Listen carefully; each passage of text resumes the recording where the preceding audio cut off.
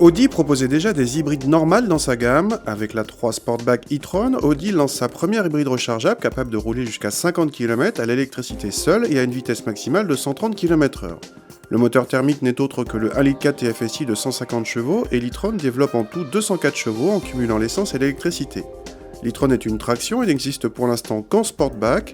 Elle se reconnaît des autres Sportback à ses badges, sa calandre ornée de baguettes chromées ou ses boucliers. La prise de charge est cachée derrière les anneaux de calandre. A l'intérieur, on retrouve bien sûr l'excellente qualité de présentation des autres A3. Les spécificités de l'e-tron viennent du compteur de gauche qui devient une jauge de puissance. Il est possible de visualiser le contour sur l'afficheur central, mais il est alors trop petit. Le bouton EV de la console centrale sert à passer d'un mode de conduite à l'autre. À l'arrière, rien de particulier pour les passagers, même si les batteries sont sous la banquette arrière. En revanche, le coffre a perdu en volume à cause du déplacement du réservoir d'essence. Il descend à 280 décimètres cubes, à 10 près autant qu'une A1.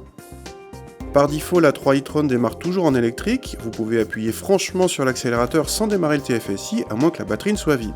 Selon le mode choisi, vous pouvez rouler à l'essence seule ou en hybride géré automatiquement, c'est le mode le plus efficient sur route. Question performance, cette A3 accélère assez fort, mais pas autant que les 204 chevaux ne le laissaient présager. La faute a un poids plus élevé de 300 kg par rapport à l'A3 essence, un poids qui se ressent également sur petite route où l'e-tron montre plus d'inertie tout en restant parfaitement saine. Question consommation, Audi annonce 1,5 litre de moyenne et 35 g par km de CO2, ce qui lui donne droit à 4 000 € de bonus écologique. Dans la vraie vie, une telle moyenne n'est pas réalisable sur longue distance, mais ces chiffres situent cette A3 par rapport aux autres hybrides rechargeables, comme la Prius ou la Volvo V60. Quant au tarif, il commence à 38 900 en finition ambiante et notre modèle d'essai haut de gamme atteint 43 500 €. Déduction faite des 4 000 € de bonus, c'est moins cher que l'A3 Sportback TDI 184 et l'e-tron consomme moins à condition de la recharger régulièrement.